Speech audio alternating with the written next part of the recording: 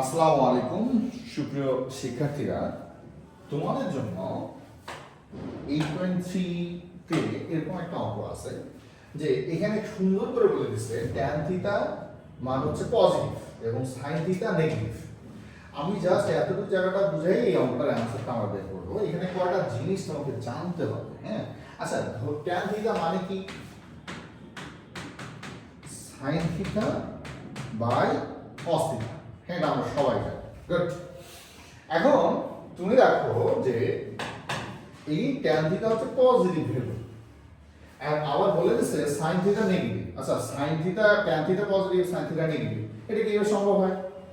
এটা তখনই সম্ভব হবে যদি tan থিটাকে পজিটিভ বানাতে হয়, তাহলে sin থিটা আর যদি নেগেটিভ হয় তাহলে মাস্ট বি cos থিটাকে নেগেটিভ হইতে হবে। যদি হয় তাহলে দেখো মাইনাসে মাইনাসে প্লাস হয়ে গেছে, তাহলে এটা সম্ভব, রাইট?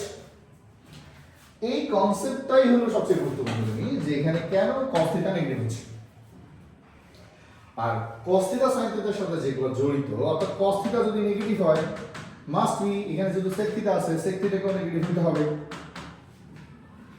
এবং হ্যাঁ, এখানে cos থিটা তো নেগেটিভ, sin থিটাও নেগেটিভ, ঠিক আছে, sec থিটাকে নেগেটিভ আর tan থিটা পজিটিভ আছে।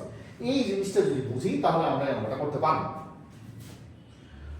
আবারও বুঝাই, দেখো এখানে অঙ্কটা বলে দিচ্ছে tan থিটা পজিটিভ 3/4।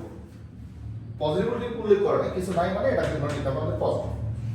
এখন sin থিটা যদি নেগেটিভ হয় তাহলে tan থিটাকে পজিটিভ করতে গেলে cos থিটাকে মাস্ট বি নেগেটিভ হতে হবে। এই জিনিসটাই অনেক স্টুডেন্ট বোঝার চেষ্টা করে না। ওকে, আচ্ছা, তাহলে আমরা চলো এই অঙ্কটা নিয়ে একটু কথা বলি।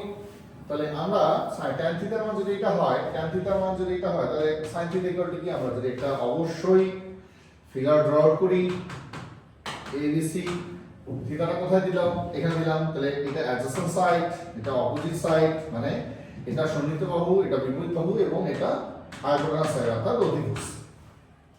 ওকে, তাহলে tan থিটা ইকুয়াল টু কি? অপোজিট বাই অ্যাডজেসেন্ট, অর্থাৎ এখানে হবে 3 আর এখানে হবে 4। সুতরাং AC এর মানটা আমরা বের করে নিতে পারি। AC এর মান কত হবে? পিথাগোরাসের উপপাদ্য দিয়ে, অর্থাৎ √AB² প্লাস BC²। হ্যাঁ, আমি একবারে লিখলাম এটা 5, তোমরা একটু বুঝে নিও। তাহলে এটার মধ্যে যদি 5 হয়, এটার মান 5, ডান। এখন আমি এখান থেকে sin থিটার মান কিভাবে বের করে নিতে পারবো? sin থিটা ইকুয়াল টু কি? 3/5। cos থিটার মান কত হবে? 4/5। sec থিটার মান কত হবে? 5/4। এখন এইগুলা যেহেতু আমরা এইখানে তো সংখ্যাগতভাবে এগুলো মাইনাস দিতে পারবো, আমরা যখন ওখানে বসাবো তখন এগুলাকে আমরা সংখ্যাগতভাবে মাইনাস করব। ওকে, আমার মনে হয় তোমাদেরকে আমি এটা বুঝাতে পারছি। তাহলে sin থিটার ব্যাপারটা একটু দেখো।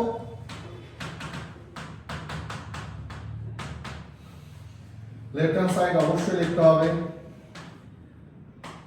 sec theta plus tan theta. তাহলে তোমাকে এখানে কি লিখতে হবে? tan theta positive, so sin theta negative. সুতরাং cos থিটাও পজিটিভ হবে, সরি নেগেটিভ হবে, sec থিটাও নেগেটিভ হবে। এই কথাগুলো বলে দিলাম। তাহলে এটা যদি হয় এরকম, তাহলে আমরা বসাই, মানগুলো বসাই। sin থিটার মান কত আমি জানি? sin থিটার মান কত? এটা। তাহলে মাইনাস কেন বসাচ্ছি? কারণ sin থিটা এখানে নেগেটিভ 3/5। তারপর cos থিটার মান হচ্ছে মাইনাস 4/5 ডিভাইড বাই sec থিটার মান কত? sec থিটার মান হচ্ছে মাইনাস 5/4 প্লাস tan থিটার মান তো পজিটিভই আছে, সেটা অলরেডি দেওয়া আছে 3/4। উপরেগুলো লসাগু করি, উপরেগুলো লসাগুলো 5 -3 -4 আর নিচেরগুলো যদি আমরা এলসিএম করি লসাগু করি -5 প্লাস 3, তার মানে হচ্ছে এখানে -7/5 নিচে -2/4।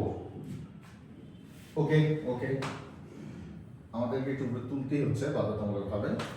তাহলে এবার ফুল ক্যালকুলেশনটা একটু দেখো। -7/5 ইন্টু তোমরা যখন এটা তুলে উঠবে অবশ্যই তোমাকে এভাবে কাজ করতে হবে।